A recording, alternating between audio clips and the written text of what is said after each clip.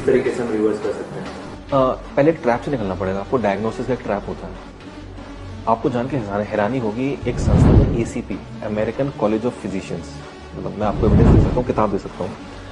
ACP नाम याद रखिएगा, अमेरिकन कॉलेज ऑफ फिजिशियंस। ये वर्ल्ड हेल्थ ऑर्गेनाइजेशन से ज्यादा बड़ी बॉडी है। इनके पास ज्यादा डॉक्टर्स की टीम है, इनकी बड़ी डॉक्टर की टीम है, WHO से बड़ी टीम है। इन्होंने 2018 में एक नई डायबिटीज गाइडलाइंस निकाली। वो किसी पास 99% लोगों के पास पहुंची नहीं है। वो गाइडलाइंस क्या थी? वो गाइडलाइंस ये थी कि अगर किसी का HbA1c 8.4 आ रहा है, वो डायबिटिक नहीं है।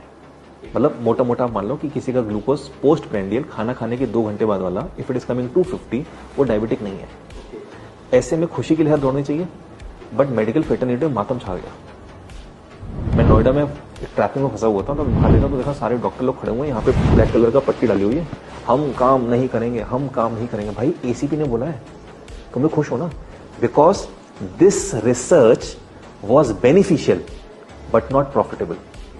Getting my point?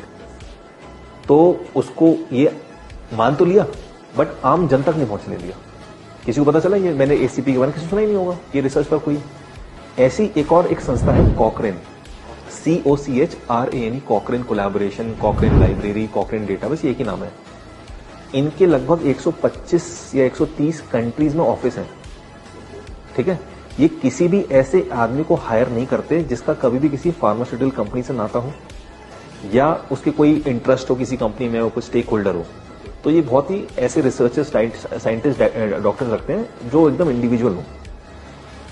इंडिया में इनके 2 ऑफिसेज हैं, एक दिल्ली में, कोलकाता में।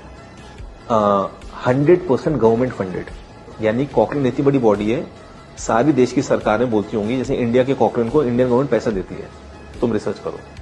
ये कॉकरेन पिछले 25 साल से बोल रही है कि diabetes 250 post prandial is not diabetes. जो HbA1c ने बोला है, ये 25 साल से बोल रहे हैं। ठीक है, यही कॉकरेन बोल रहा है कि 160/100 तक अगर आपका BP आ रहा है, right, in that case you are not a BP patient.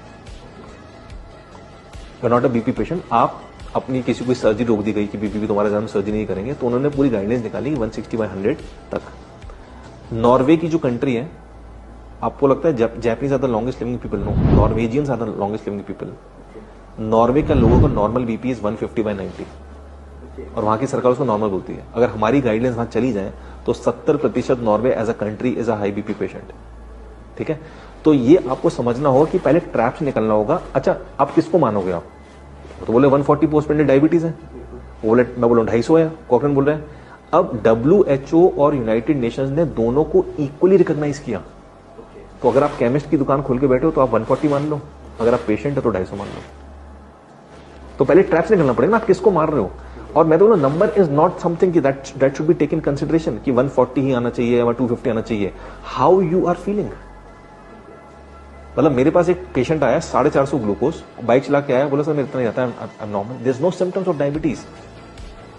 तो एक ही आपका जूते का पैर 9 हो सकता है, 10 हो सकता है, मेरा 8 है, किसी का 7 हो सकता है। यू कैन नॉट से ना कि नहीं 140 कर दो बस सबकी। तो 2003 में ओवरनाइट इंडिया में, मतलब उस साल में अचानक से 1 करोड़ इंडियंस डायबिटिक बन गए। क्योंकि 1997 तक क्या होता था, हम लोग WHO को फॉलो करते थे। WHO बोलते कि फास्टिंग 123 इज नॉट डायबिटीज। फिर क्या हुआ, 2003 में हमने 3 पैरामीटर्स बना दिए। फास्टिंग कर दिया 100, EP कर दिया 140, और 2010 में एक नया पैरामीटर जोड़ दिया HbA1c। तो कहीं तो फंसोगे आप। इंडिया 9% डायबिटिक पीपल, कुवैत में 18% डायबिटिक। मतलब वहां की रिच पीपल, मतलब देखो उनकी, they are making money by selling oils. वहां पे जितने भी डायबिटिक हैं कुवैतीज, अपने लास्ट के दिनों में 50% अंधे हो जाते हैं। और कहने को उनके तेल की खेती हो, जो भी उनका तेल का कारोबार है, इतना पैसा। So the point where is, India में 9% लोग डायबिटिक है, कुवैत में 18% है, right. So point over here is कि आप थ्रेशोल्ड किसको मान रहे हो। आपको सिम्टम्स थे कि नहीं थे, आपने एक अपॉइंटमेंट लिया और आप क्या कहते हैं, आपने देखा मेरा 145 हो गया, आप डायबिटिक घोषित हो गए। इससे जो बच गया इंसान, और जिसने नॉलेज प्राप्त कर लिया और कैसे उस ग्लूकोज को नॉर्मल लेके आना है, नो डिजीजेस, नो मेडिसिन।